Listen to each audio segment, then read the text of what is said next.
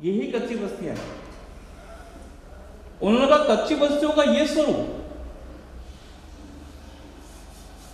तो फिर काम किस में करोगे?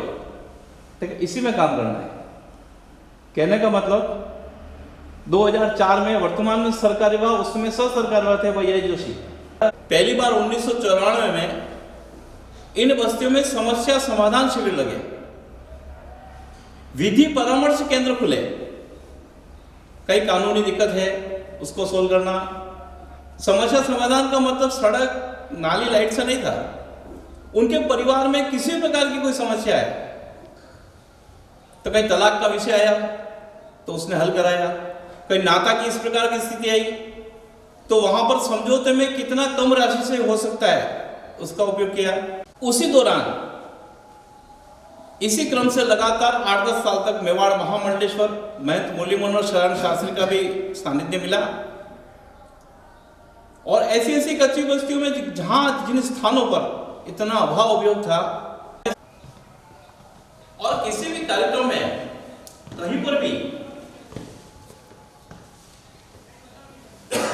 बहुत बड़ा मंच, बहुत बड़ा स्वागत, ये अपने संगठनों में परंपरा भी नहीं है और होता भी नहीं। उसमें कार्यक्रम चल रहा है और इन्होंने मेवाड़ महामंडलेश्वर किरण जी ने कहा कार्यक्रम तो पूरा करेंगे। हमें से शायद कुछ लोग उस कार्यक्रम में थे।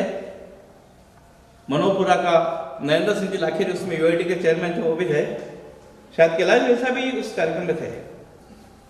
मूसलाधार बारिश, उसमें लाइट की सुविधा भी वहां नहीं थी, बैटरी से माइक चल रहा था और 125 लोग केवल इस विश्वास पर कि महंत जी हैं और किरण जी हैं, और कार्यक्रम चला पूरा।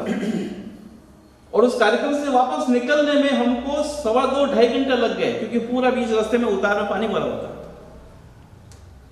इससे अंदाजा लगा सकते हैं कि उसकी समाज के प्रति, अपने काम के प्रति, संगठनों के प्रति, छोटे से छोटे व्यक्ति के प्रति उसकी अपनी जो तन्मयता थी, उसकी जो साधना थी, उसका जो विश्वास था, उसकी जो लगन थी,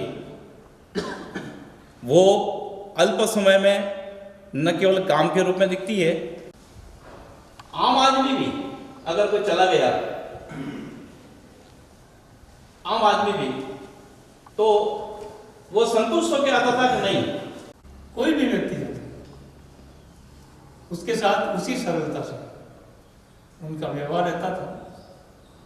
और जब भी छोटे छोटे कार्यक्रमों में भी, बड़े पदों पर बड़े दायित्व होने के बाद भी, तो उनसे आग्रह किया जाता था सेवा भारती के कार्यक्रमों में या सेवा भारती जैसी और संस्थाओं के छोटे छोटे कार्यक्रमों में भी, तो कभी भी उनके मन में ये नहीं आता था कि वहाँ कितने लोग होंगे, कौन सुनने वाले होंगे, क्या कार्यक्रम रहेगा, कितनी देर रुक पाएंगे।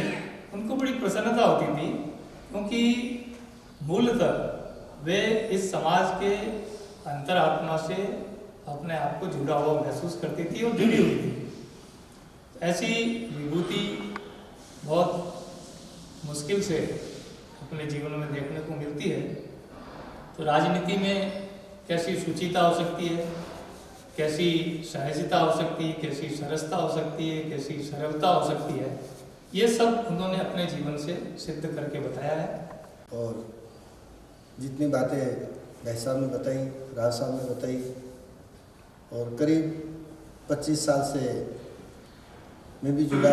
हर व्यक्ति के लिए एक बहुत बड़ी क्षति मैं मानता हूँ कि मेरे पास जैसे समाचार आया कि सुबह सुबह की ऐसी घटना घट गई, यहाँ तक कि मेरे बच्चों ने भी जहाँ तक सुना तो उनको भी सब ऐसे हो गई कि बहुत भारी झटका लगा। लेकिन एक बात मैं यह कहना चाहूँगा कि यहीं से मैं गया जब वो कार्यक्रम था शाम को, और सत्यनारायण जी यहाँ पधारे थे। कुछ चर्चा नहीं थी, कोई बात नहीं थी, और कल सवेरे मेरे पास फोन आया कि अधिक मास जा रहा है और आखिरी 7-8 दिन बाकी, 10 दिन बाकी है, आपको समय हो तो मेरी इच्छा है कि एक भागवत कथा करवानी, और एक कार्यक्रम होगा। और तीसरे दिन कथा शुरू हो गई, और कहा कि वातावरण ऐसा है, समय ऐसा है, तो अपन ज़्यादा लोगों को अपन नहीं बुला पाएंगे, नहीं कह पाएंगे, तो फेसबुक के माध्यम से इस कथा का प्रसारण करेंगे और ऐसा ऐसा कार्यक्रम और बिना साजबाज के। और जब भी मेरे पास मैसेज आया उनका तो मैं तो एकदम रह गया कि मैंने तो कभी ऐसे प्रोग्राम किया नहीं और 8-10 लोगों के बीच में परिवार में कैसे होगा, क्या होगा। मैं कहा दीदी मैंने तो ऐसे प्रोग्राम किया नहीं और बहुत पहला चांस है कि इतने कम में और फिर भागवत कथा और 7 दिन प्रोग्राम करना, कह सकते हैं क्या। तो मैंने कहा ठीक है मैं आ जाऊँगा। उनका विधिवत पूजन आदि सब किया, सबको भोजन कराया और जो परिवार के जो लोग आए थे उनको इतनी अच्छी तरह से विदा करी, कपड़ों से, लत्तों से, सब तरह से, और हमें भी बहुत मनवाल करके उन्होंने वो भोजन कराया। मुझे छवि मेरे आंखों में वही घूम रही है। तो मैं सोच नहीं सकता कि इतना कार्यक्रम भी इतना अच्छा रहा। और कहा कि देखो जीवन का कोई भरोसा नहीं, मेरे मन में इच्छा थी और मैं ठाकुर जी ने मेरी इच्छा पूरी कर दी। और कहा कि भगवान, आपको भी मालूम होगा फेसबुक में आखिरी दिन की कथा का जिसने सुना होगा, उन्होंने कहा कि भगवान ने सलामत रखा तो अगले अधिक मास में मैं बड़े लेवल पे कार्यक्रम कराऊंगी। इतने बड़ी उन्होंने घोषणा करी और बोलते बोलते इतनी भाव विभोर हो गई कि आज मेरी जिंदगी के 4-7 दिन जो निकले, शायद इतनी राजनीति के इस वातावरण में भागो दौड़ में इतना समय में नहीं दे पाई, लेकिन जीवन के लिए एक आध्यात्मिक परमात्मा के लिए इस अधिक मास में मैंने समय दिया और वो इतने भाव विभोर हो गए। तब मैंने भी उनको कहा मैंने आपके मन में ऐसा संकल्प आया है तो अगले अधिक मास में भगवान अपन को सलामत रखेगा। उस समय से सेवा भारती संगठन और उनका अपना कार्यकाल और उनका अपने कामों का विकास उस समय के साक्षी रहे। अपने अभी वर्तमान उप महापौर पार्वती सिंह से आग्रह करूंगा कि वो श्रद्धांजलि। कार्यकाल में एक पार्षद के रूप में उनका साथ काम किया। किरण जी के बारे में मैं तो यही कह सकता हूँ, क्योंकि ये वह महिला थी कि जो सवेरे 5 बजे से रात की 11 बजे तक निश्चल भाव से बिल्कुल सामान्य रूप से काम करना, और अनेकों बार जयपुर, चाहे जयपुर में जाने का उनके साथ काम पड़ा हो, चाहे यहाँ पर राजनीतिक दृष्टि से, सामाजिक दृष्टि से। उस समय मैं एक याद बता देता हूँ, उस समय भैरव सिंह जी की सरकार थी और हमारे राजस्थान के अंदर चुंगी लगा करती थी। और जब चुंगी समाप्ति की शेखावत जी ने घोषणा की तो उस समय ये था कि राजस्थान के अंदर नगर निगम क्षेत्र में या नगर परिषद में, उस समय नगर परिषद हुआ करती थी, जो बजट इस समय वर्तमान में रहेगा वह बजट आगे आने वाले वर्षों में सरकार उस पैस राशि को देगी। सवेरे 5 बजे अपना घर छोड़ देती थी और हमारे को उठाकर, हमारे को साथ में लेकर पुरुषोत्तम जी कंधारी हमारे चुनी समिति के अध्यक्ष हुआ करते थे। मुझे अच्छी तरह से याद है कि पिछले 3 महीनों में, मतलब उन 3 महीनों के अंदर जो मेहनत किरण जी ने की, उसका परिणाम है कि आज उदयपुर शहर को राजस्थान में सबसे ज़्यादा राशि नगर निगम को चलाने के लिए जो करीबन 10 करोड़ रुपए की राशि है वह मिल रही है, सिर्फ और सिर्फ किरण जी का मेहनत का परिणाम है। आज अगर वह राशि आपको शायद नहीं मिलती तो हम इस उदयपुर शहर का विकास इस रूप में नहीं करा सकते थे, क्योंकि उनमें लगन थी। हम बाहर जाते थे तो भी किरण जी सवेरे 5 बजे वही उठना, और हम तो सोते थे, 6-6:30 बजे उठते थे, 7 बजे उठते थे, तो अपना सारा काम पूजा का, जहाँ पर किसी राजनीति दृष्टि से मिलने जाने का, हम जयपुर जाते थे तो भैरव सिंह जी से 6 बजे तो मिलकर वापस आ जाती थी और हम कहते थे उठो भाई। मैंने कहा भाई दीदी कि मैं तो मिल के आ गई हूँ, अब अपना कार्यकाल, मतलब बिल्कुल जिस तरह से जो काम करती थी दीदी वो वाकई में, और सही कहा बिल्कुल राव साहब, बिल्कुल आपने सही कहा कि ऐसी महिला बहुत मुश्किल से राजनीति क्षेत्र में आकर काम करेगी। और विश्वास ही नहीं हो रहा है अभी तक भी कि किरण जी हमारे बीच में नहीं रही है। में था तब तक मैं किरण जी का नाम नहीं जानता था, क्योंकि अभी कल जो जीवन में जो पढ़ा तो याद आया कि मैं तो 81 में विवाह हुआ है, मैंने उदयपुर छोड़ दिया था 74 में। लेकिन जितना भी संपर्क आया, हम लोग जब स्कूल में पढ़ते थे स्थानांतरण होता था, सरकार में नियमित प्रक्रिया है, तो किसी ने एक कविता बनाई थी, उसकी एक लाइन मुझे अभी भी याद है, रुक न सको तो जाओ। अब इनके लिए क्या कहें।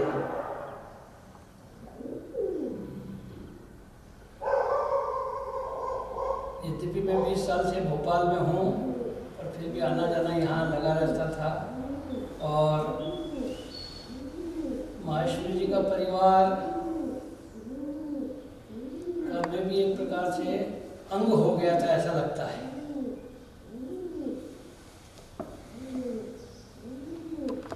तो मेरा घूमना फिरना होता रहता, तो मैंने उनसे नंबर ले लिया। उस बिटिया को बुलाया, एक कार्यकर्ता के घर वो आ गई थी, क्योंकि उसी इलाके में रहती थी वो, BBA करने गई थी वहाँ। ये भी 15 साल पुरानी बात हो गई। फिर बाद में माँ का गुण कुछ बेटी में भी आया है, उस परिवार से वो जुड़ गई। उसने मुझे कहा कि मुझे जब कभी वहाँ सत्संग होता था, भजन का कार्यक्रम होता था, तो मुझे बुलाते थे, मैं जाती थी। आपने अच्छा किया, मेरा परिचय करवा दिया वहाँ। दीप्ति नाम है। हाँ दीप्ति। पिछले चेयरमैन काल तो मैंने देखा नहीं, लेकिन उसके बाद बराबर मिलना जुलना होता रहा। और महाराज जी बता सकते हैं, संस्कृत में महिला के लिए 3 प्रकार के शब्द है। एक शब्द का उपयोग स्त्रीलिंग में होता है, एक का पुल्लिंग में भी होता है, और एक का तीसरे लिंग में होता है। तो किरण जी महिला होते हुए भी किसी भी पुरुष से पुरुषार्थ में कम नहीं थी। और इस कालखंड में जितने अवसर मिलने चाहिए वो सब अवसर उनको मिल गए।